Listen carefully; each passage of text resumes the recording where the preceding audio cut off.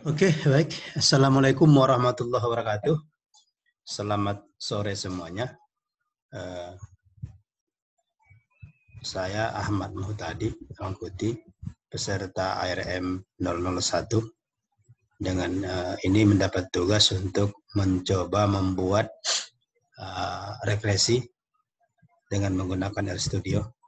Pada kesempatan ini, saya akan mencoba menganalisis data yang ada. Saya coba dapat dari publikasinya Muhtadi et al. 2020 tentang dinamika plankton di Danau Siombak.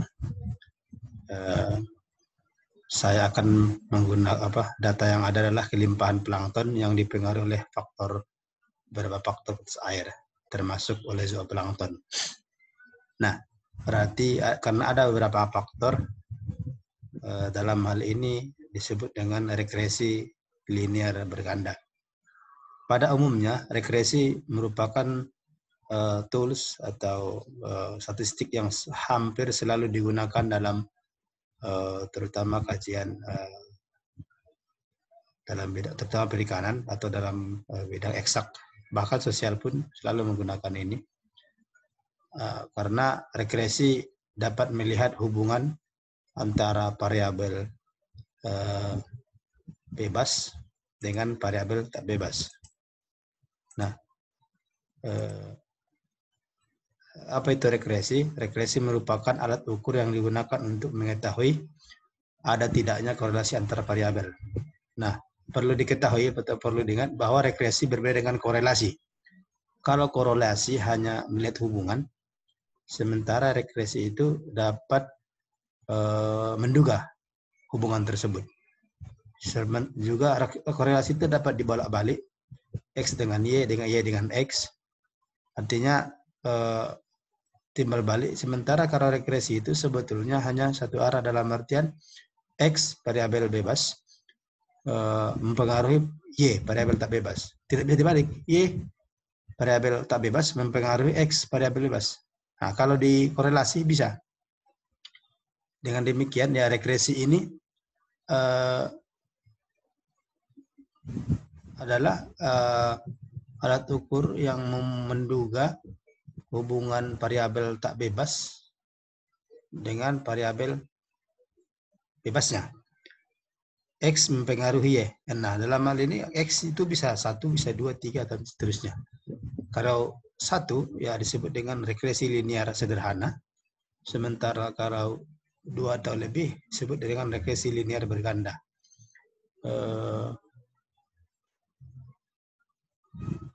Nah, kenapa bisa menduga faktor Y? Karena sesuai dengan ada persamaan. Biasa pada umumnya Y sama dengan A tambah BX1, BX2, BX3, BX4, dan seterusnya. Sebanyak NX. Di mana Y variabel terikat, variabel tak bebas, yang disebut dengan tak bebas, variabel yang dipengaruhi. Sementara X merupakan variabel bebas. X1 berarti variabel bebas X1, variabel bebas X2, variabel X3, dan seterusnya sebanyak X. Nah, pada kesempatan ini saya mencoba data kualitas air tadi yang di publikasi dari Muhtadi et al. 2020. Ini dia. Kelimpahan plankton, ada data kelimpahan plankton yang diduga dipengaruhi oleh kalau teorinya ya nutrien, nitrat, fosfat, dan silika. Ada juga dipengaruhi oleh TSS karena dapat mempengaruhi cahaya masuk perairan, termasuk SECI. Ini sebetulnya 2 parameter, tapi kita masukkan di sini. DOD bahan organik dan ZOO sebagai pemangsa. Ini artinya fitoplankton ya dipengaruhi oleh beberapa faktor termasuk pemangsanya. Kita melihat dari 1, 3, 7 parameter ini, apakah ketujuhnya mempengaruhi kelimpahan Peto. Secara teori ya bisa mempengaruhi Peto, ya secara statistik nampak kita nanti. Perlu diketahui juga ini adalah data kelimpahan plankton pada saat surut dari publikasi Ahmad et al. Tentang dinamika plankton di Danau Siombah yang dipublikasikan di Biodiversitas edisi Agustus 2020. Nah, seperti biasa, data ini untuk dapat digunakan pada RStudio harus kita simpan save as pada ini kita RStudio apa namanya? Saya ada di ini RStudio. Formatnya kita harus simpan dalam format TXT. Nah, di sini ada beberapa TXT. Kalau dalam komputer saya yang bisa dipakai adalah text tab delimited. Jadi kalau yang bawah tidak bisa, jadi tergantung laptopnya. Nah, ini sehingga kalau ini disimpan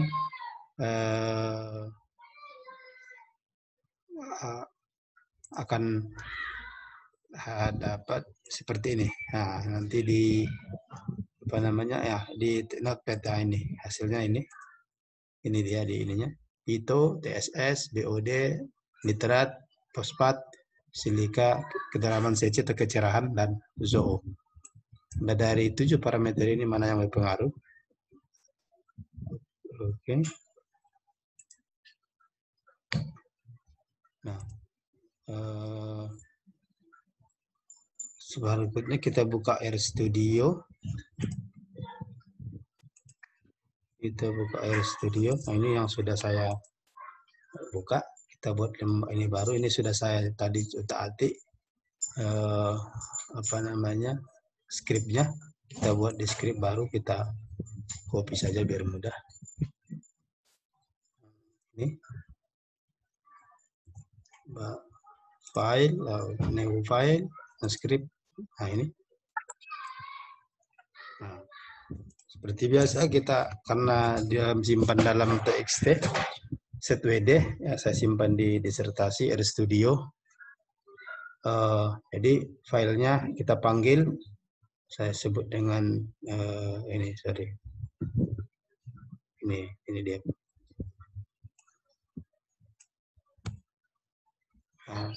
Tadi ada plankton dalam bentuk plankton TXT biasa, header true, terus ini kelimpahan. Nah, kita run. Ini dia udah masuk. Terus kita panggil ya file txt-nya dalam nama kelimpahan. Udah masuk, kita panggil lagi. Ini dia ada Peto, TSS, BOD, nitrat, fosfat, silika, kecerahan, dan zooplankton. Nah, untuk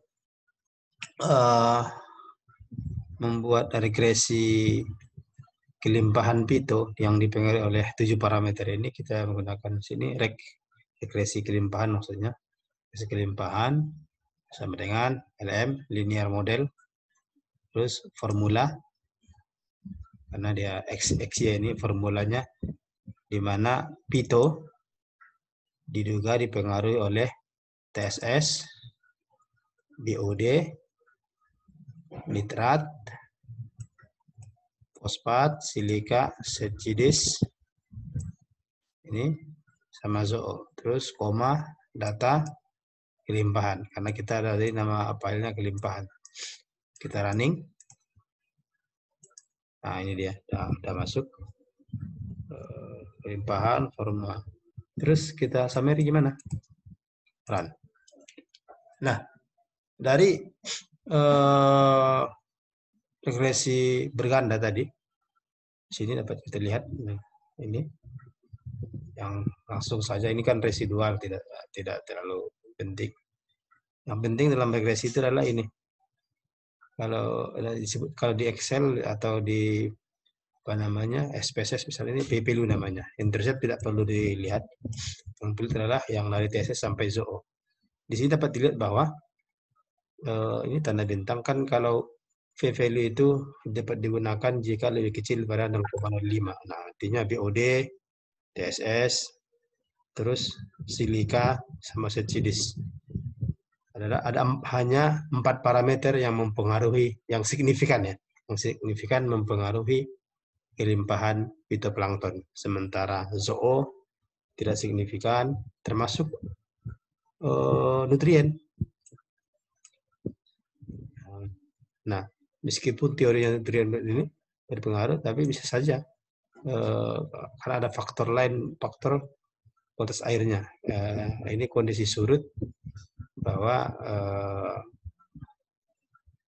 tidak signifikan nilainya yang mempengaruhi kelimpahan zoo, malah kepada kecerahan. Karena TSS ada dua nih, TSS sama ciri artinya keberadaan cahaya matahari yang berpengaruh.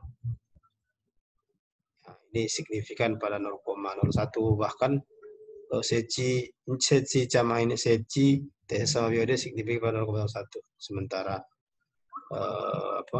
silika 0,01 kalau 0,01 kalau seci BOD dan TSS, sementara kalau silika hanya 0,01, yang lainnya tidak. Nah, sebetulnya 7 parameter ini dapat menjelaskan nama L multiple square 0,995. 0,9, sangat tinggi sekali.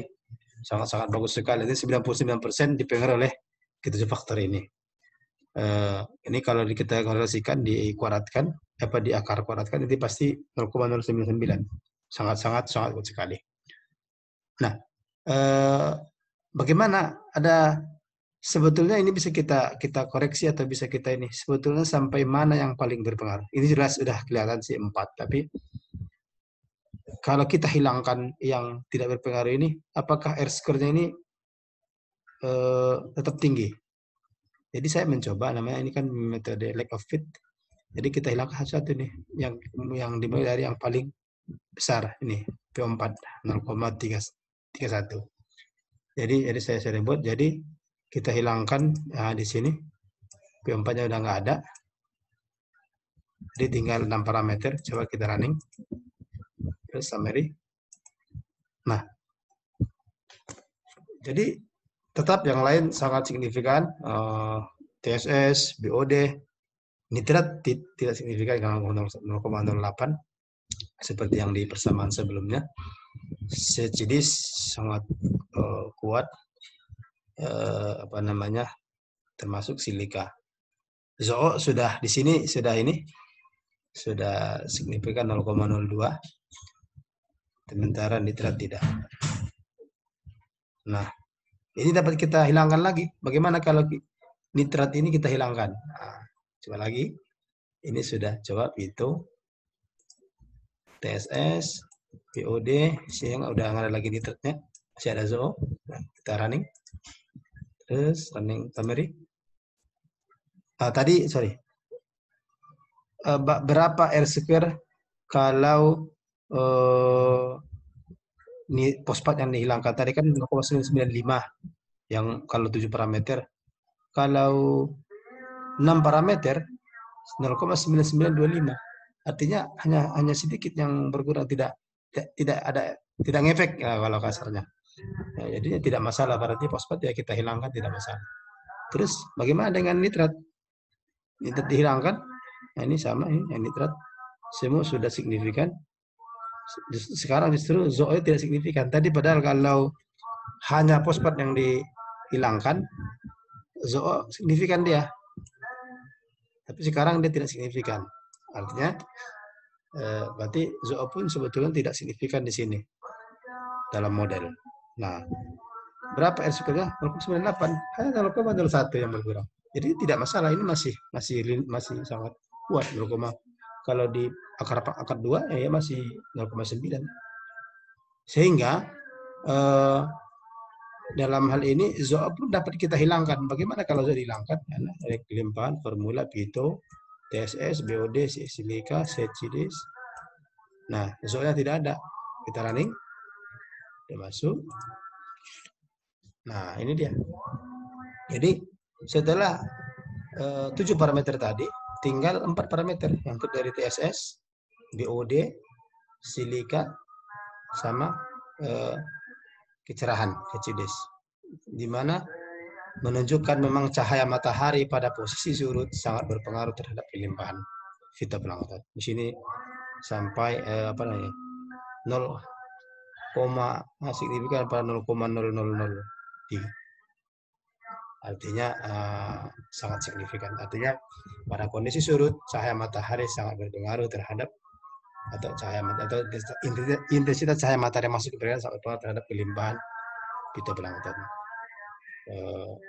Sehingga dapat disimpulkan bahwa kelimpahan plankton Danau Sombak pada saat surut sangat dipengaruhi oleh pertama TSS, sejenis kecerahan, dan termasuk BOD dan silika. Silika mewakili nutrien. Artinya faktor kualitas airnya lebih signifikan. Dengan R square 96%, sangat tinggi sekali.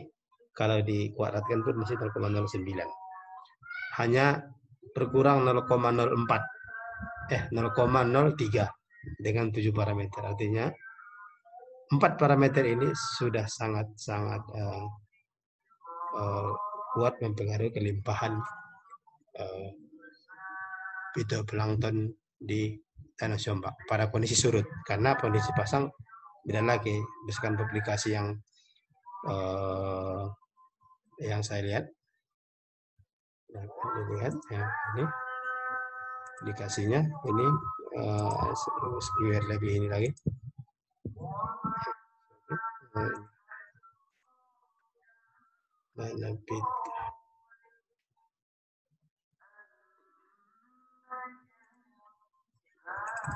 Kita coba lihat publikasinya itu kebetulan punya kami di universitas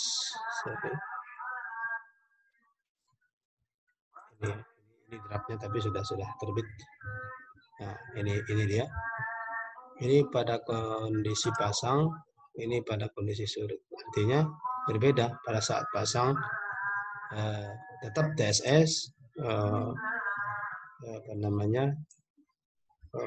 kecerahan, fosfat, zooplankton.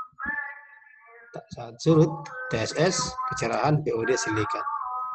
Ada. Tapi ini menunjukkan memang fitoplankton di Danau Sombak ini secara spasial ya dipengaruhi oleh cahaya matahari yang masuk ke perairan. Ini TSS berpengaruh. Sementara nutrien ya saat surut ya silika, saat pasang fosfat. Zooplankton pada saat pasang. Bagaimana kalau temporalnya? Nah, ini temporalnya. Temporal sudah beda karena temporal itu sudah berkaitan dengan musim. Jadi ada faktor salinitas, konduktivitas, artinya sudah berbeda